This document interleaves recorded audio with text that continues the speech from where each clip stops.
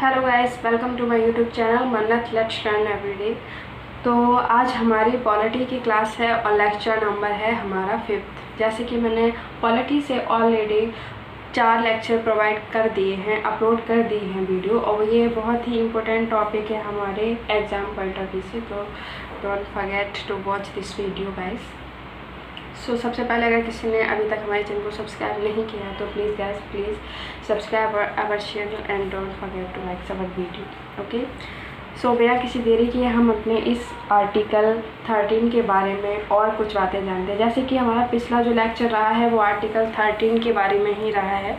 मैंने बताया भी था कि ये आर्टिकल 13 थोड़ा लेंदी रहेगा, इसीलिए मैंने ब्रेक डाउन करके इसे 3 या 4th लेक्चर में इसे कम्प्लीटली डिवाइड कर दिया है। तो आज हम इसी आर्टिकल 13 के बारे में जानते हैं। जैसे कि पहले मैंने इसके आर्टिकल 13 का A, B, C और D पार्ट्स बताए थे। अब मैं उनकी थोड़ी डेफिनेशन हर एक आर्टिकल की बताऊंगी कि किस में क्या दिया गया है और क्या इम्पोर्टेंट है हमारे पॉइंट ऑफ व्यू से। सब वही नोट्स में मैंने, अगर आप चाहें तो एज इट इज़ अपने नोट्स तैयार कर सकते हैं।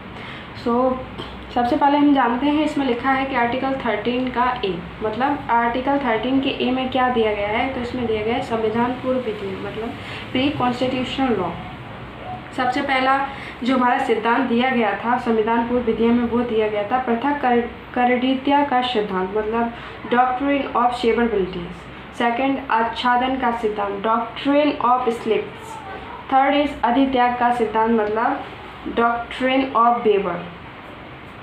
ओके, तो ये कौन कौन से केस थे इसमें जो आए थे इन सिद्धांतों में, वो हम जानते हैं अब। तो पृथक करदीयता का सिद्धांत, मतलब डॉक्ट्रिन ऑफ सेवरेबिलिटी का जो फर्स्ट केस जो इसमें आया था वो था Ramesh Thapar case versus state of Madras. और इसी में एक नेक्स्ट केस भी आया था A.K. गोपालन case versus state of Madras.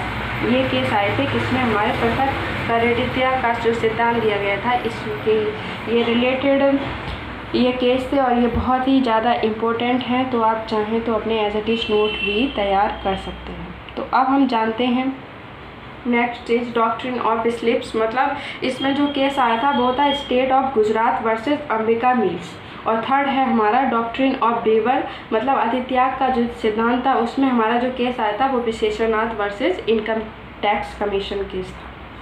तो अब हम इसकी थोड़ी और डेफिनेशन जान लेते हैं। ये तो हमने केस जान लिए, अब इनकी डेफिनेशन जानते हैं कि कोर्ट द्वारा इसकी क्या डेफिनेशन दी गई है।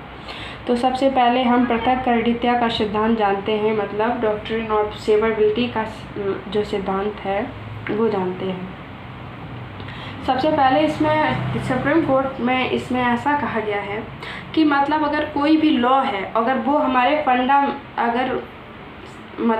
अगर कोई कानून है और उस कानून की धारा हमारे मौलिक अधिकारों को सीमित कर रही है, लिमिटेड कर रही है, उसमें विघ्न डाल रही है, तो या फिर हम कह सकते हैं हमारे मौलिक अधिकारों का हनन वगैरह भी हुआ, तो ऐसा कुछ अगर उस कानून के लॉ द्वारा अगर हो रहा है उस कानून की धारा द्वारा, तो वो धारा शून्य मानी जाएगी या फिर अवैध मानी जाएगी। बट अगर उस धारा के ख़त्म होने से उस कानून का उद्देश्य ही ख़त्म हो जाता है तो फिर पूरे कानून को ही शून्य माना जाएगा। इसी को हम पृथक करदीयता का सिद्धांत कहते हैं, मतलब डॉक्ट्रिन ऑफ सेवरेबिलिटी कहते हैं।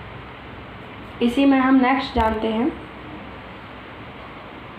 तो इसी में हम नेक्स्ट जानेंगे हमारा आच्छादन का सिद्धांत क्या है।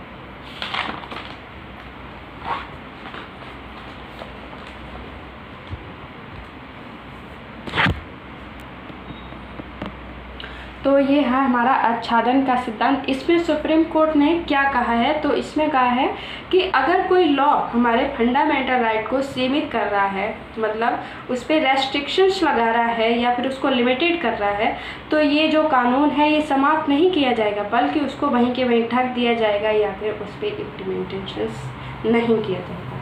लेकिन अगर आने वाले समय में अगर आने वाले समय में अगर संशोधन हुआ, अमेंडमेंट हुआ और मौलिक अधिकारों में आने वाले समय में संशोधन हुआ और मौलिक अधिकारों में वहाँ संशोधन करके कोई चीज़ हटा दी, तब फिर वो कानून वहाँ आराम से इम्प्लीमेंट हो जाएगा। इट्स कॉल्ड ऑफ DOE मतलब doctrine of slips. Third as हम जानते हैं हमारा अधित्याग का सिद्धांत क्या है। तो अधित्याग का सिद्धांत, जैसे सुप्रीम कोर्ट ने कहा है कि हमारे देश में अगर कोई व्यक्ति हमारे जो फंडामेंटल राइट हैं अगर उनको त्यागना चाहे तो भी नहीं त्याग सकता है। ये बहुत इम्पोर्टेंट बात है। ये अधित्याग का सिद्धांत में सुप्रीम कोर्ट ने इसे स्पष्ट तरीके से बोल दिया गया है।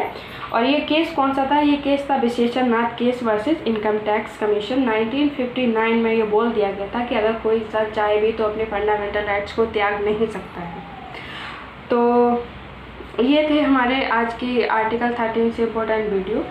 इसका 1 या 2 चैप्टर लेक्चर हैं बचे हुए हैं, तो मैं इसे थोड़े थोड़े पार्ट्स में इसलिए डिवाइड करके पढ़ा रही हूँ ताकि आपको याद करने में कोई दिक्कत ना हो और आपको थोड़ा ज़्यादा पढ़ना हो। आई होप गाइस आपको ये मेरा वीडियो पसंद आया हो, आपको ये लेक्चर में नोट्स अच्छे लगे हो। तो अगर आपको वीडियो अच्छा लगा हो तो प्लीज़ सब्सक्राइब करना भूलें हमारे चैनल को और हमारे वीडियो को लाइक जरूर। Thank you so much guys for watching this video.